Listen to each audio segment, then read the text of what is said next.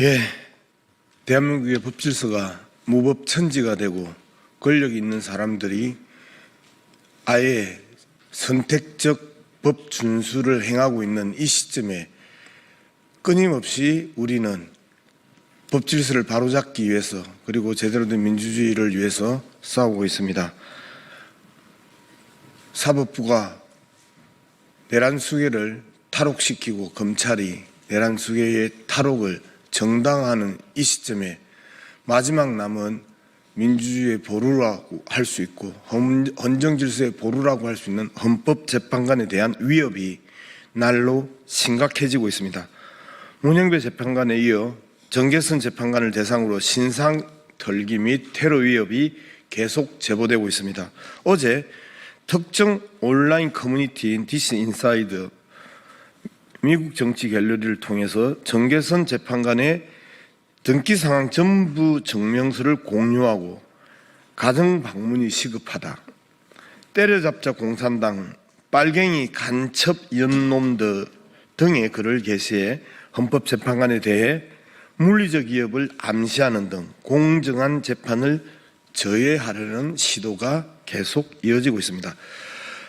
경찰은 개별 재판관에 대한 신변 보호에 만전을 기해 주실 것을 다시 한번 강력히 요청드립니다. 중대한 시기의 재판이 어떠한 외부적 영향도 받지 않아야 함은 너무 당연한 일입니다. 허위조작 감시단은 원본 게시글에 대한 채증이 완료된 만큼 적절한 법적 조치를 통해 헌법 소외의 역할을 다하겠습니다. 추가적으로 헌법재판관에 대한 물리적 위협뿐만 아니라 헌법재판 자체를 모독하는 허위사실 유포도 제보를 받았습니다. 민주당이 탄핵 인용을 위해 헌법재판관에 200억 원의 뇌물을 주었다는 것입니다. 트위터 등 SNS를 통해 유포되고 있는 해당 허위 정보는 돈의 출처가 이재명이고 박지원이 헌법재판관에게 전달했다는 내용입니다. 이는 행운의 편지 방식을 변형해 일종의 놀이처럼 노년층을 대상으로 확산시키고 있습니다. 명백한 가짜뉴스입니다. 허위조작 감시단은 허위사실로 개별 헌법재판관을 모욕하고 더 나아가 공정한 재판을 저해하려는 시도에 대해 단호히 대처할 것임을 다시 한번 밝힙니다. 아울러 민주당 정치인을 위협하는 게시글이 점입 가경입니다. 민주당이 고의로 산불을 냈다며 민주당 정치인들을 사형시켜야 한다. 그러나 이재명만은 삶을 정기의자 위에서 마감시켜야 한다. 윤석열 복귀하면 이재명만큼은 본보기로 사형시켜야 한다 등 입에 담기 어려운 극단적이고 폭력적인 표현이 등장하고 있습니다. 민주파출소 개소 이후 민주당 정치인에 대한 위협 정황은 계속 제보되고 있지만 특히 최근 이재명 대표 살해 위협과 함께 실행 가능성이 구체적인 게시글들이 다수 작성되고 있습니다. 해당 게시글들을 단순한 의견 게시가 아니라 범죄 모의에 해당한다고 저희들은 판단하고 있습니다.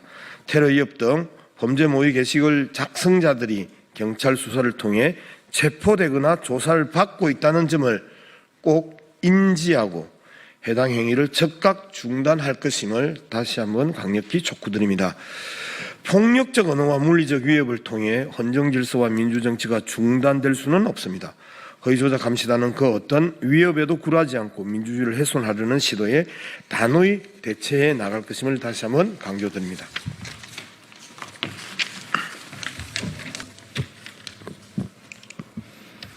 네, 다음은 주요 대응 현황입니다. 백혜련 의원에 대한 계란 투척 사건 관련 언론 대응 보고드립니다. 백혜련 의원에 대한 계란 투척 사건을 두고 일부 언론이 아무런 근거도 없이 자작극 의혹을 제기하고 있습니다. 더 나아가 이재명 대표 테러 사건까지 자작극으로 엮어 보도하는 등 악의적인 왜곡 보도가 이어지고 있습니다. 과연 언론이 할 일입니까, 이런 게? 이에 대해 스카이데일리와 자유일보를 언론중재위원회에 제소하고 동시에 법적 대응을 위한 검토를 진행하고 있습니다. 다음 국민의힘 허위 선동 현수막에 대한 선관위 대응 보고드립니다. 국민의힘은 3월 24일에 국회의사당 정문에 내전 선동 이재명 즉각 퇴출이라는 얼토당토 않는 현수막을 개첩하였습니다. 이재명 대표가 내전을 선동한 것처럼 오인하게 하는 거짓 선동 현수막을 또다시 개첩한 것입니다. 이에 대해 우리 위원회는 선관위에 해당 현수막에 대한 유권 해석을 요청하는 한편 현수막에 대한 제재를 다루는 공직선거법 제254조 정당법 제37조 관련 운용 기준에 대한 기조 변경을 다시 한번 요청하였습니다. 그간 우리 위원회는 국민의힘이 개첩한 허위선동 현수막에 대해 지속적인 제재 요청을 하였으나 중앙선관위는 운용 기준이 정해놓은 정치적 표현의 자유를 근거로 거짓 선동 현수막을 사실상 방치하고 있습니다. 허위 거짓 선동이 정치적 표현의 자유 대상에 포함될 수는 없습니다. 중앙선관위가 허위 선동 현수막에 대한 적극적인 제재를 가하고 해당 운용 기준에 대한 기조를 변경할 것을 다시 한번 강력하게 요청합니다. 또한 국힘은 일배 수준의 허위 조작 선동을 중단하고 공당으로서 책임을 다하시길 바랍니다. 다음 채널A 뉴스 탑10에 대한 방송 대응 현황입니다. 채널A 뉴스 탑10에 출연한 서정욱 패널은 30번째 탄핵 발의에 대해 헌법에 명시된 국회의 정당한 권한임에도 불구하고 국정마비라는 주장을 펼치며 사실과 의견을 혼동하는 발언을 했습니다. 이는 시청자에게 오해를 불러일으킬 수 있어 방송심의위원회에 민원을 제기한 상태입니다. 다음 학생의 소리 TV에 대한 채널 모니터링 결과입니다. 백혜련 의원에 대한 계란 투척 피의자가 아직 검거되지 않은 상황에서 유튜브 채널 학생의 소리 TV가 자신들이 범행을 저질렀다고 주장하는 영상을 게시하였습니다.